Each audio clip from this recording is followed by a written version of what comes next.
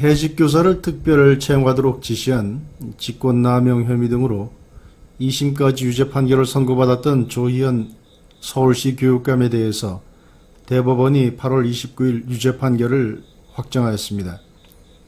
징역 1년 6개월에 집행유예 2년을 선고한 원심 판결이 확정됨으로써 조희연 교육감은 직을 상실하게 되었습니다. 조 교육감에게는 2018년 전교조 출신 해직교사 5명을 임용하기 위해 인사권을 남용한 죄가 인정되었는데, 당초 조 교육감에 대하여 감사를 실시했던 감사원은 직권남용 혐의는 빼고 국가공무원법 위반 행위만을 문제삼아 고발을 했었습니다. 국가공무원법 위반죄와 직권남용죄의 법정형의 차이는 큽니다.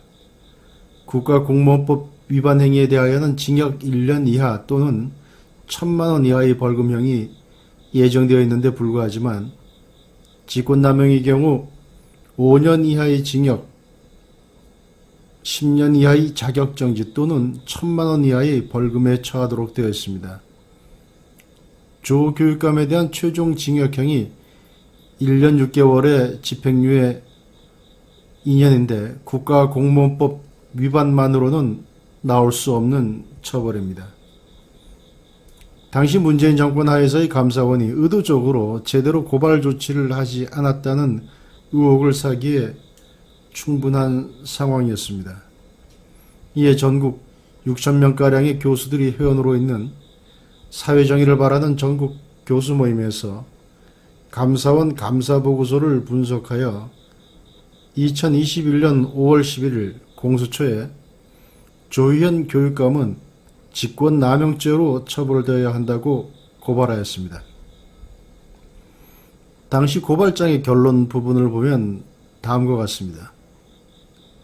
그렇다면 피고발인의 이 사건 행위는 교육기관의 수장으로서 불편부당하게 사리사욕을 벌이고 누구보다도 엄격하게 법과 원칙을 준수하여야 함에도 불구하고 실무자들이 그 위법성과 불법성을 지적하며 명시적으로 반대함에도 불구하고 인사권을 자신이 갖고 있다는 논리로 자신의 선거운동 종사자 등 특수 이해관계자를 특정하여 채용하도록 하기 위해 공무원 아닌 자로 하여금 사실상 인사에 관여하게 하면서 담당 실무자가 그 지시를 받도록 하거나 적법한 결재선상에 있는 중간 간부들을 임의로 배제하여 단독 결재하는 등의 행위를 한 것은 전형적인 직권남용의 행태라고 할 것입니다.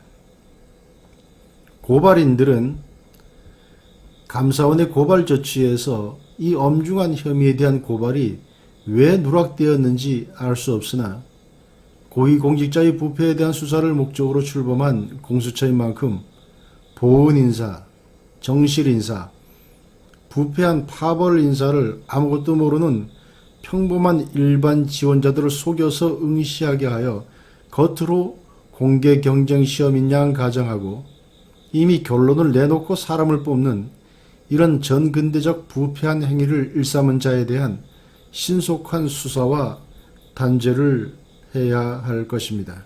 다행히 위 감사 보고서에 의하면 피고발인의 행태는 그 스스로 감사원 조사에서 자인한 것으로 나와 있는 만큼 객관적 사실관계를 조사하여 법리를 적용함에 있어 그리 긴 시일을 요할 것으로 보이지 아니합니다.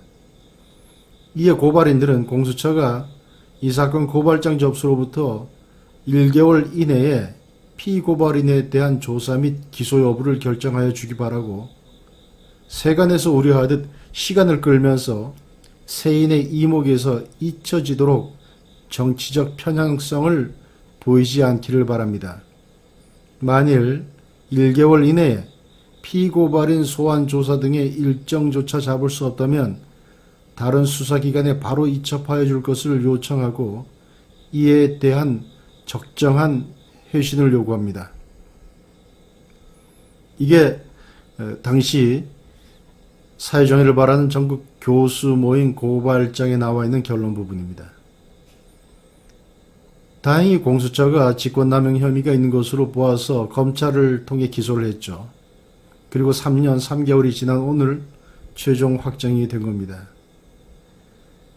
2024년 8월 29일 조희연 서울시 교육감에 대한 대법원의 직권남용 유죄 확정 판결을 환영하면서도 지금 대한민국 사법 시스템에 지연된 정의를 생각하면 마냥 마음이 가볍지 않습니다.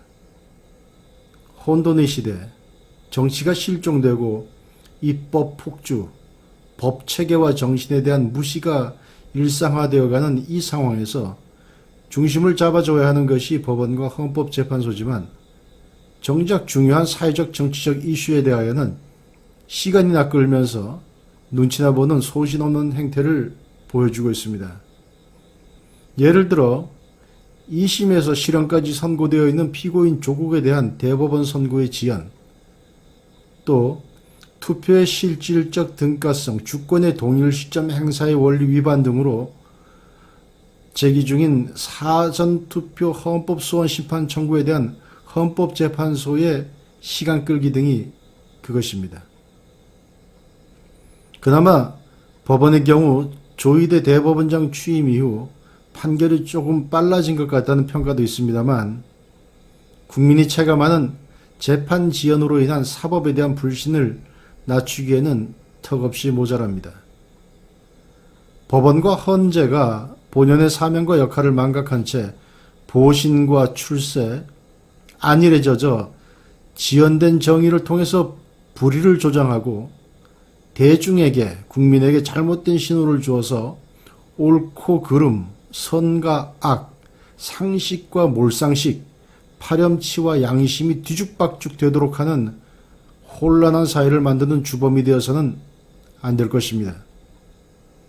시간이 흐르고 세대가 지나서 대한민국이 정글과 같은 비열함과 약육강식의 세태로 더 퇴행되어 있다면 그 책임의 대부분은 휘슬을 불고 반칙을 선언했어야 할 책임을 지고 있던 심판들, 법원의 판사들과 헌법재판소 재판관들에게 있을 것입니다.